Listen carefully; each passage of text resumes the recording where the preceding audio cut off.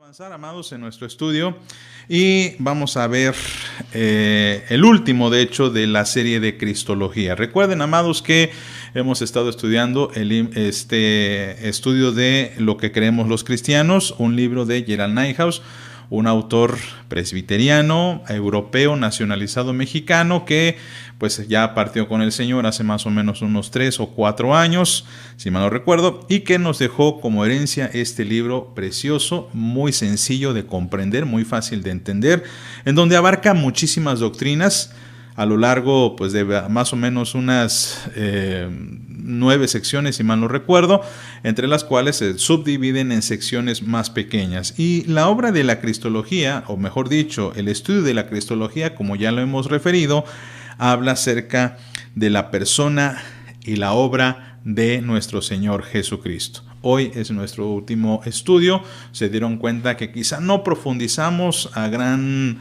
detalle algunos temas que creo que hubiera valido la pena rescatar, pero recuerden que esta es una especie como de panorama muy general.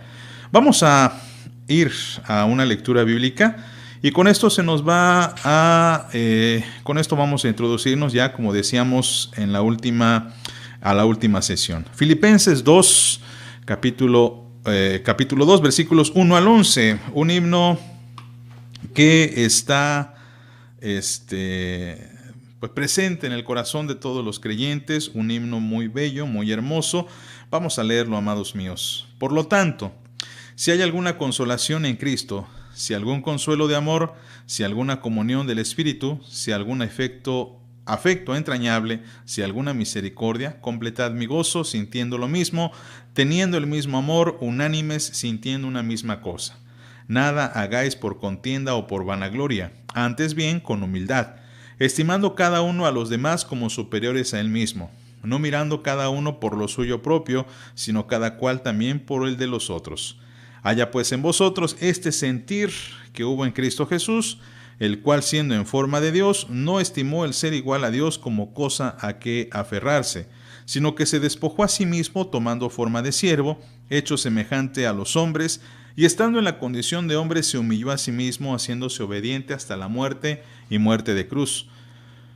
Por lo cual Dios también le exaltó hasta lo sumo, y le dio un nombre que es sobre todo nombre, para que en el nombre de Jesús se doble toda rodilla de los que están en los cielos y en la tierra y debajo de la tierra, y toda lengua confiese que Jesucristo es el Señor, para gloria de Dios Padre. Bien, gracias al Señor, gracias a Dios por las vidas de nuestros hermanos. Nos están indicando que se escucha muy bien. Gracias a Dios, aunque dice que se oye lo que estamos hablando, no sé a qué se refieran. Estamos tratando de hacer pues estos ajustes, amados. Bueno, la introducción de esta sesión, como decíamos, es ya la última de nuestro pasaje de Cristología. Y la Cristología se puede dividir muy fácilmente en dos grandes rasgos o en dos grandes temas, lo que podría ser la persona de Jesús. Cuando hablamos de la persona de Jesús, nos referimos, por supuesto, a sus nombres, a su naturaleza, este estudio que nosotros analizamos entre que Jesús es verdaderamente hombre y verdaderamente Dios. También analizamos lo que era su preexistencia. Y por el otro lado, hablamos acerca de su obra. ¿Qué es lo que Jesús hizo a favor del hombre? ¿Por qué razón Jesús vino a habitar entre nosotros, a hacerse carne, a hacerse hombre, así como uno de nosotros? Y esto nos va a llevar, estas dos grandes áreas, nos va a llevar a descansar acerca de la obra de Cristo. Cuando hablamos de la obra de Cristo y cuando hablamos de Cristo, vamos a estar hablando también de sus estados. Los estados de nuestro Señor Jesucristo. Quizá algunos de ustedes habrán escuchado este estudio en otra ocasión, quizá ustedes hayan leído acerca de los estados de nuestro Señor Jesucristo.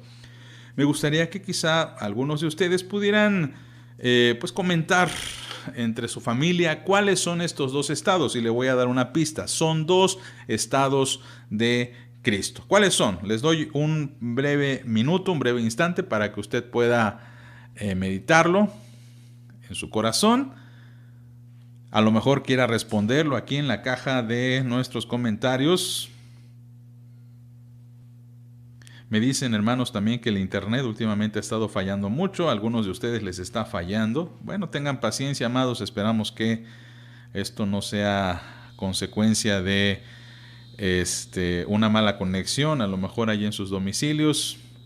Y esperamos que muy pronto se pueda recuperar. Bien, entonces, ¿cuáles son los dos estados de Jesucristo? ¿Cuáles son los dos estados del Señor? Bien, son dos esencialmente. Y ya nos han contestado exactamente. Nuestro hermano Ariel nos ha dicho que es el estado de humillación primeramente y después el estado de exaltación. ¿En qué consisten estos estados?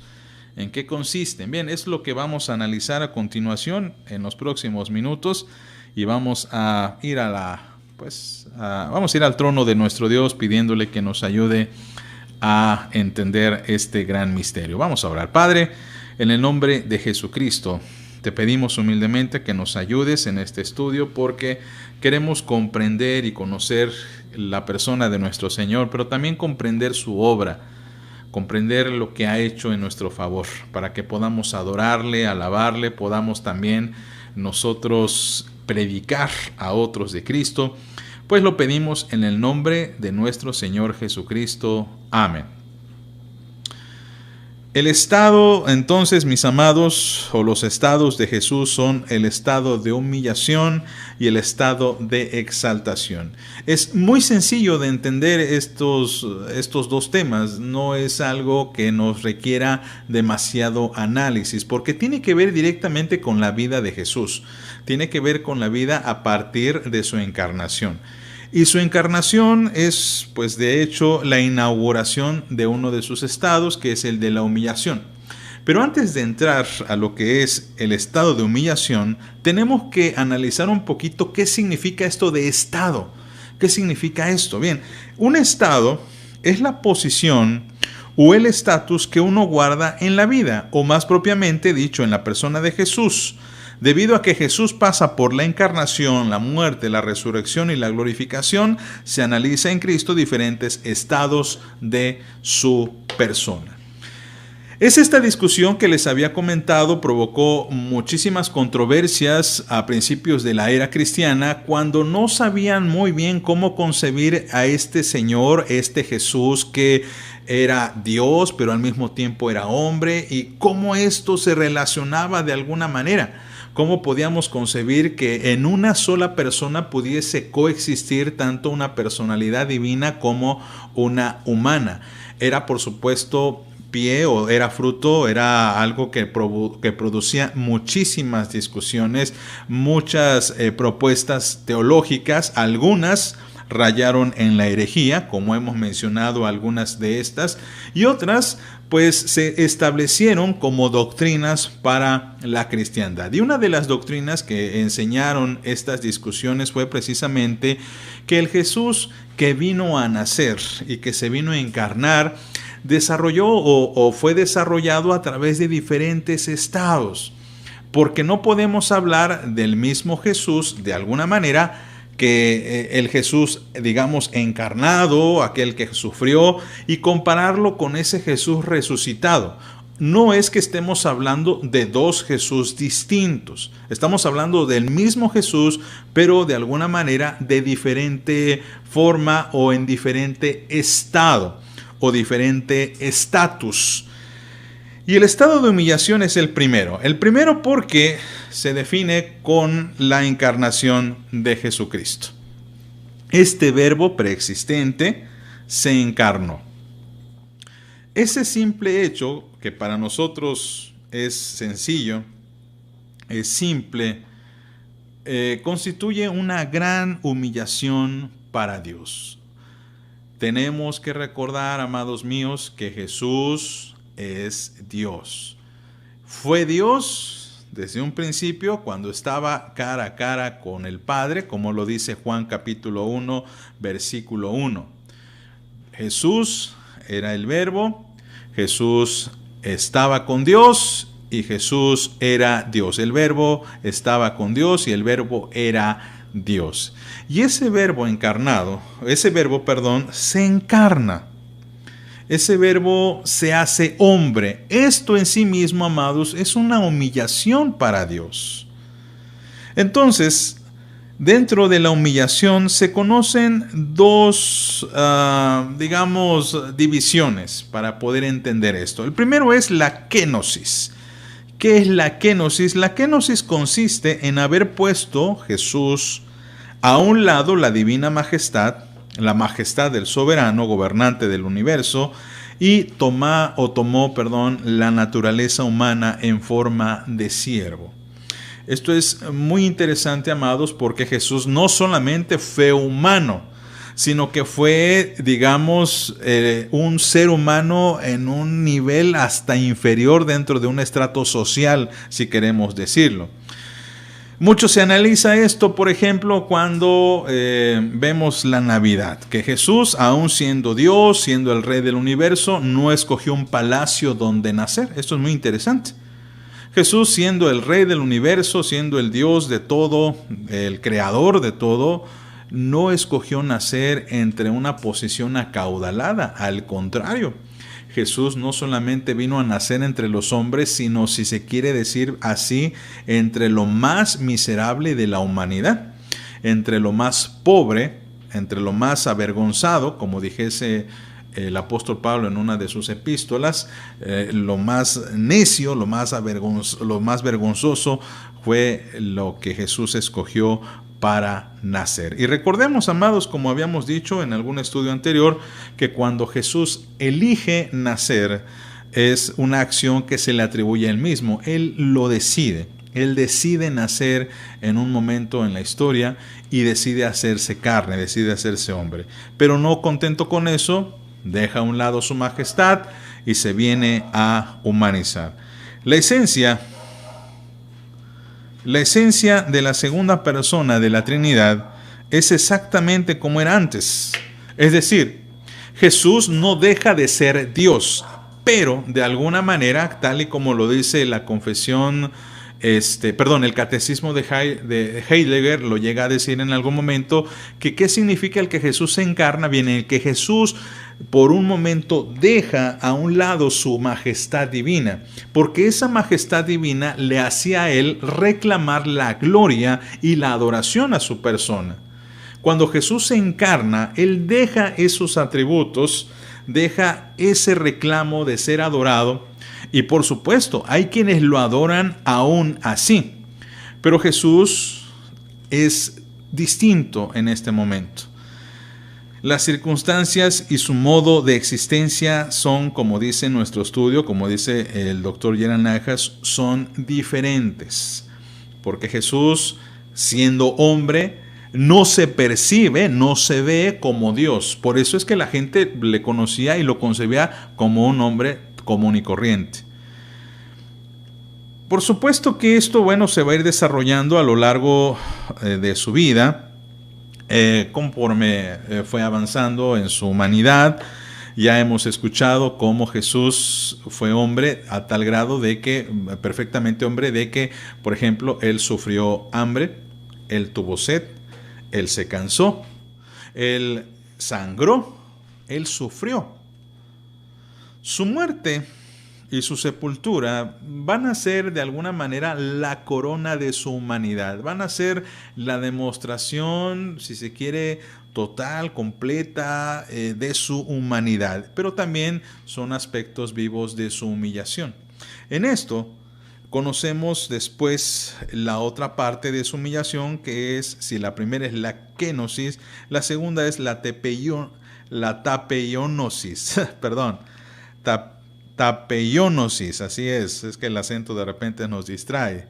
Y esta consiste en que Jesús no solamente fue hombre, Jesús se humilló al ser hombre o al hacerse hombre, pero además esta humillación lo llevó a sujetarse a las demandas y a la maldición de la ley, en que durante toda su vida se hizo obediente en la acción y sufrimiento hasta el extremo de una muerte vergonzosa.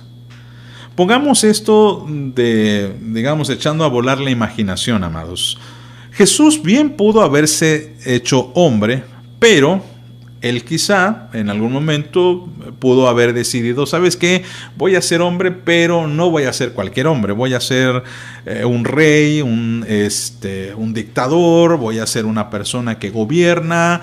No, Jesús no eligió una persona así, no eligió ser alguien así. Más bien, Él decidió nacer entre los pobres, pero también decidió someterse voluntariamente a las maldiciones y a las demandas de la ley. Por eso es que esto, mis amados, lo lleva finalmente a la sepultura, a la muerte y la sepultura, que son aspectos vivos de su humillación.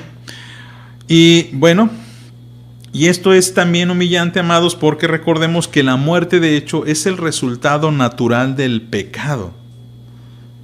Pero más humillante aún, Jesús fue muerto por el resultado del pecado ajeno. Ni siquiera pagó por sus propias culpas, ni tampoco pagó por sus propios pecados. Y esto es muy importante que lo entendamos. El Señor es humillado por una culpa que no le corresponde. Pero nuevamente, Él lo hace de una forma voluntaria.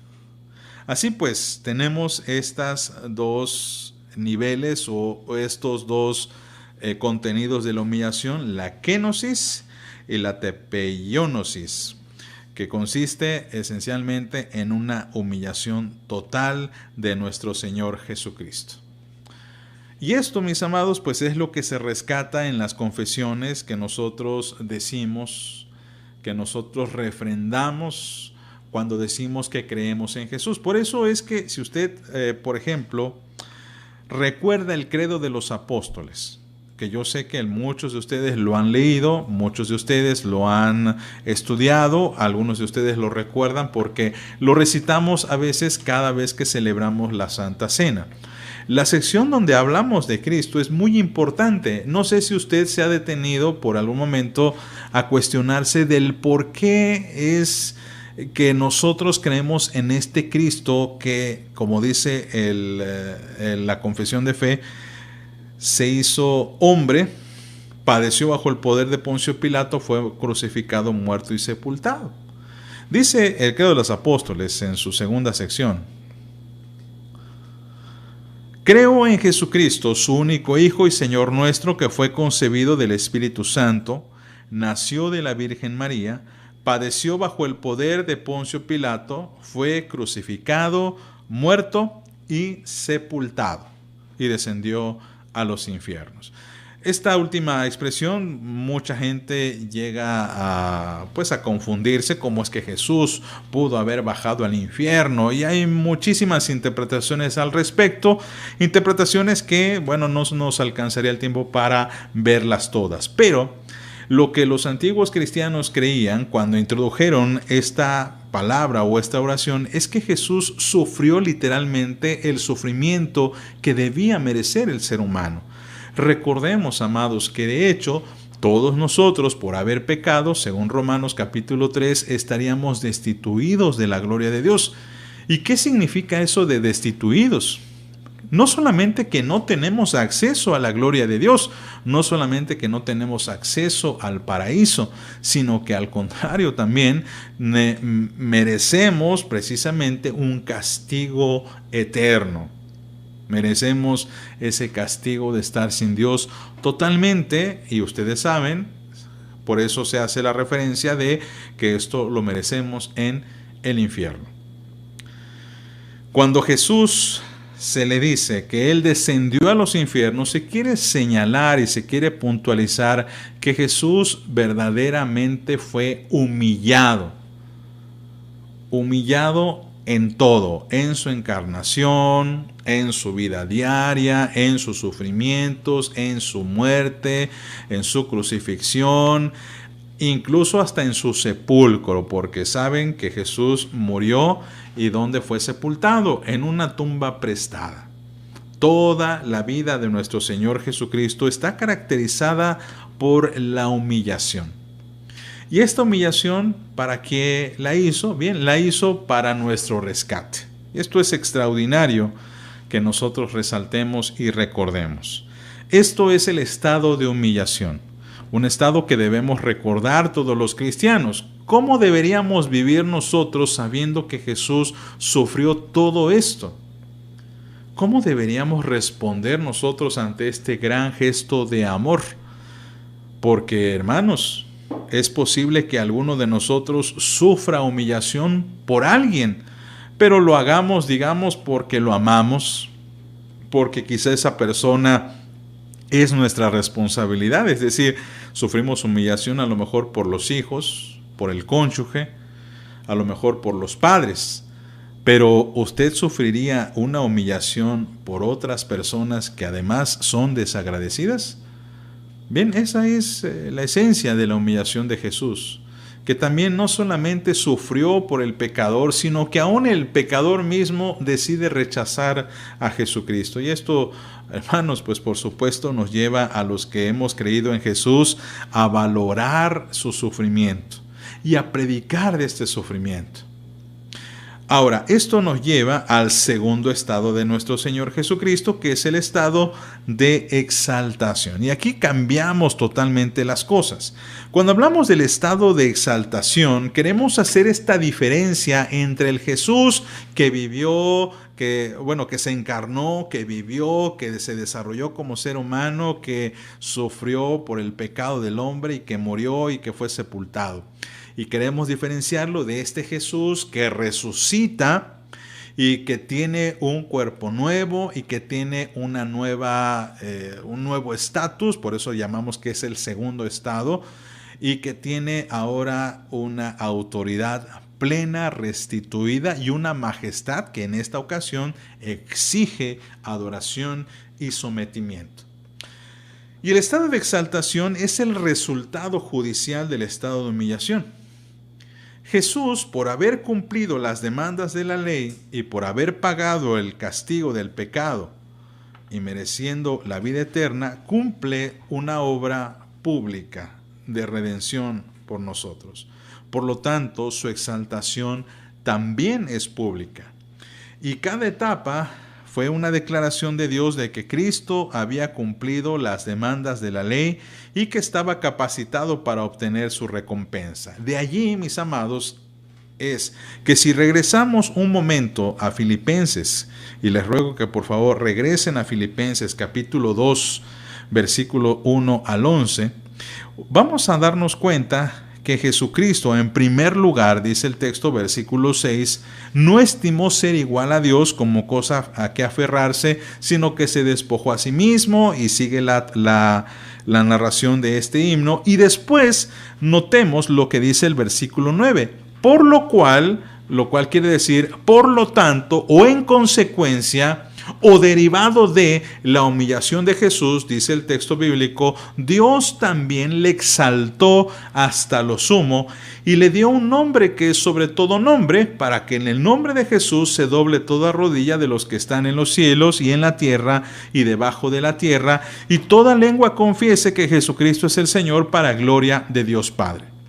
Es muy importante como creyentes que aprendamos a diferenciar a este Jesús humillado, este Jesús sin, digamos, ninguna aspiración de gobernar, sin ninguna aspiración de recibir la gloria, porque recordemos, amados, que en muchas ocasiones cuando la gente quería venir a Él y exaltarle a Él, Jesús siempre los detenía en algún momento. ¿Se acuerdan cuando aquel joven incluso llega con Él y le dice, Maestro bueno? Y Jesús le dice, no hay ninguno bueno sino solo Dios. Mucha gente interpreta esto como que Jesús está rechazando ser Dios. No, Jesús no rechaza ser Dios. Lo que rechaza en este momento es la majestad divina que merece adoración. Jesús en este momento dice, no es necesario que me estén adorando. Yo soy un ser humano y voy a cumplir la misión que mi Padre me ha encomendado. Pero notemos que después de su resurrección, Jesús acepta plenamente ser adorado. Jesús acepta plenamente la majestad que le corresponde como Dios. Y esto es muy importante, porque a través de ese Jesús resucitado, es que se establece su autoridad de vuelta. No que Jesús la hubiese perdido nuevamente, sino que Jesús la dejó por un momento a un lado, Es como si Él hubiera dejado a lo mejor su manto, su capa, su espada, la voy a dejar por algún momento, y cuando Él resucita, la recupera. Por eso el estado de exaltación inicia primeramente con la resurrección. Eso es lo que inaugura. Vemos este renacimiento, si se quiere decir también así, porque su nacimiento, su encarnación, inicia o inaugura la humillación. La resurrección inaugura su estado de exaltación y se va a desarrollar también a través de diferentes etapas. Tenemos la resurrección y después tenemos la ascensión.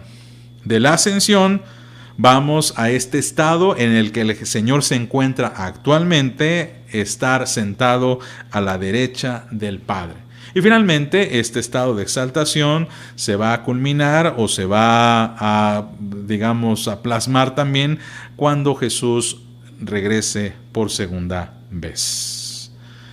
Vamos a analizar cada parte para que nos quede claro cuáles son estos niveles o estos divisiones del estado de exaltación. Primeramente, la resurrección. La resurrección no solamente es la victoria sobre la muerte, porque después de todo, amados míos, hay muchas otras personas a las cuales Dios resucitó, ¿verdad? Eso es muy cierto. Tenemos gente como, por ejemplo, este que tocó los huesos de Eliseo. Tenemos el niño que resucitó Elías y el niño que resucitó también Eliseo. Tenemos, por ejemplo, el mismo Lázaro. Pero en Jesús es totalmente distinta la resurrección, porque a Jesús, en la victoria que Él tuvo sobre la muerte, no hubo una segunda persona que interviniese, sino que Él se levantó de los muertos. Y Él venció la tumba, el infierno, y su cuerpo ahora es incorruptible, que es una gran diferencia con las otras resurrecciones. Los otros que fueron resucitados tristemente en algún momento volvieron a morir, pero Jesucristo no volvió a la muerte. Por lo tanto, su resurrección es una resurrección perfecta, plena, total, completa, gloriosa y poderosa. Por esta razón, cuando Jesús resucita, en algún momento no permite que la gente lo toque. Porque Jesús dice que su cuerpo ahora, o nos está indicando con estas instrucciones, que su cuerpo es distinto al cuerpo que tenía cuando fue puesto en esa tumba. Jesús resucitó. Y esta es la promesa que Jesús nos da también a nosotros. Porque Él es, como dice el texto bíblico, primicia de los que durmieron. Él es el primogénito de la resurrección y nosotros seguiremos a nuestro Señor. La segunda parte de este estado de exaltación es la ascensión. Y la ascensión es maravillosa porque quiere decir, y esto es muy interesante, es muy importante, ¿cómo asciende Jesús al cielo?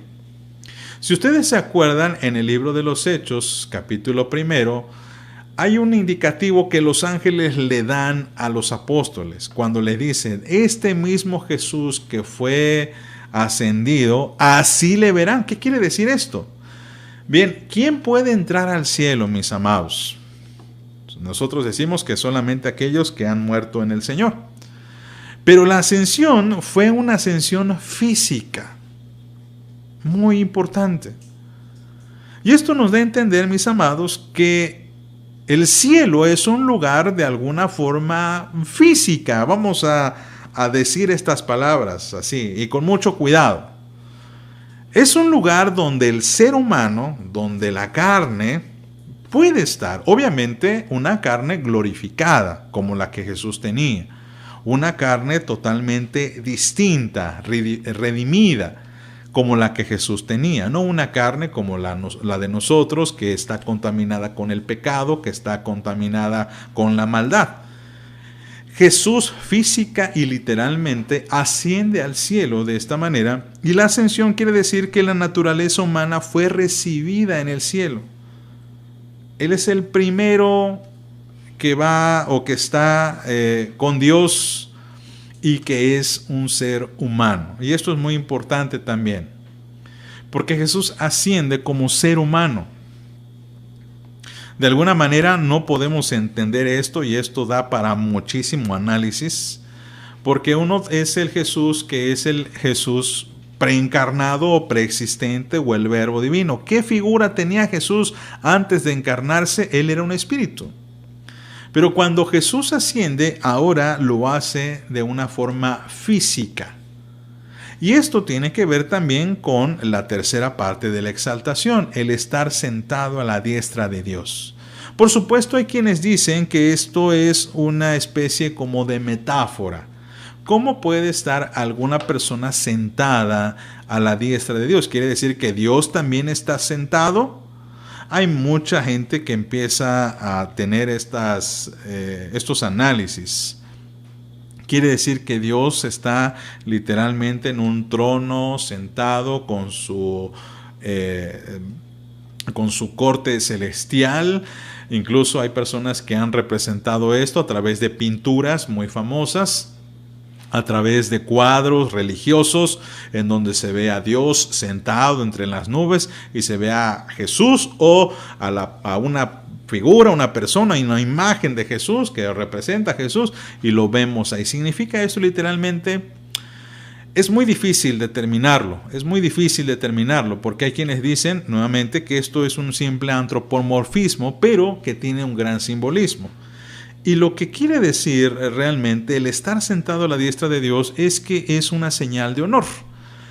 Generalmente en un reino, cuando el rey se sentaba en su trono, quien estaba a su derecha era, como decimos, su mano precisamente derecha. Era aquella persona sobre la cual el rey depositaba toda su confianza y en la cual depositaba su autoridad.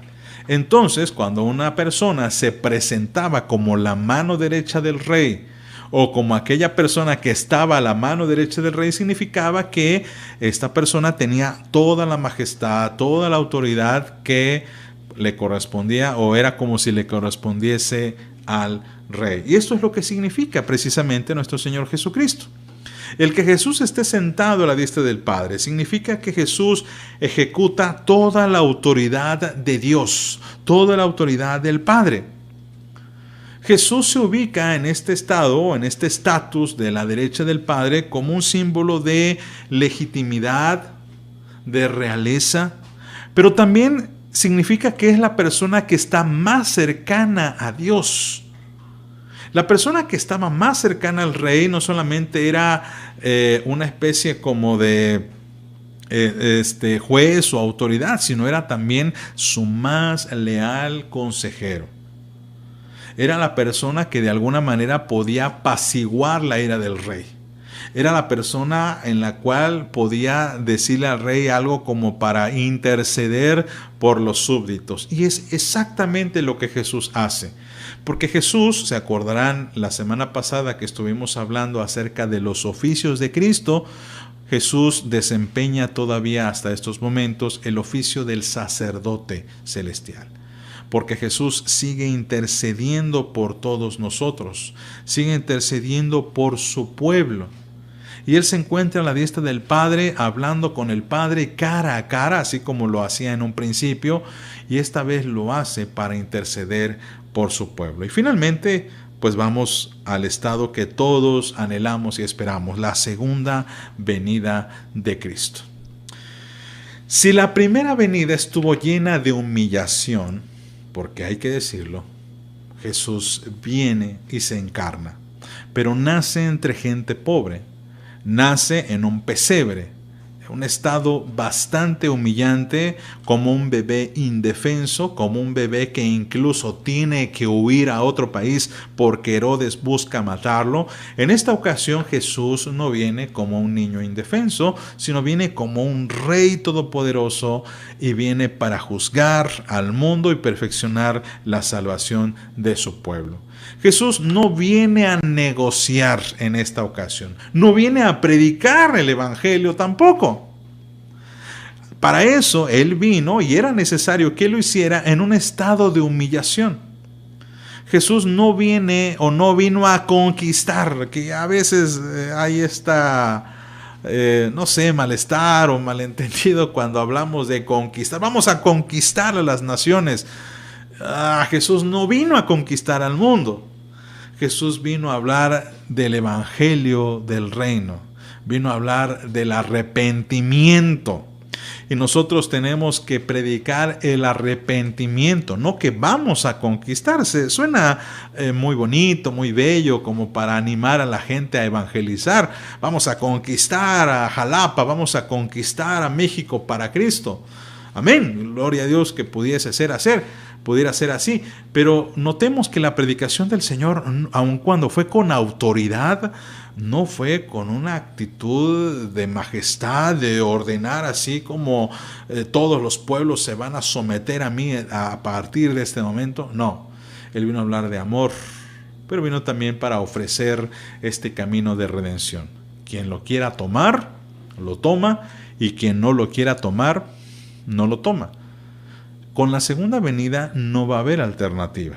Porque cuando Jesús venga, mis amados hermanos, como dice el mismo texto en Filipenses capítulo 2, todo mundo va a reconocerle como el Señor. Y toda rodilla se doblará ante Él. Cuando Jesús vino la primera vez, no le pudieron reconocer. Dice la misma Biblia en Juan capítulo 1 que vino a los suyos y los suyos no le reconocieron. Los suyos no supieron identificarle. Pero su pueblo, los que sí le aceptaron, dice, les dio potestad de ser hechos hijos de Dios. Ahora bien, en esta segunda venida, mis amados, Jesús viene y la gente sí o sí le va a reconocer. No va a haber una oportunidad más para que la gente se pueda arrepentir, porque Jesús en esta ocasión viene y viene a juzgar. Por eso nos dice Filipenses 2:10, para que en el nombre de Jesús se doble toda rodilla de los que están en los cielos y en la tierra y debajo de la tierra. Y este juicio, hermanos, pues también incluye a los ángeles del cielo, a los vivos, a los muertos, a todos. Y todos van a ser juzgados precisamente por Él, por su majestad divina. Hay muchas cosas, mis amados, que nos enseña la segunda venida de nuestro Señor Jesucristo, y lo más importante para nosotros es estar alerta, estar atento, estar preparados, ser conscientes de que en algún día, el Señor regresará.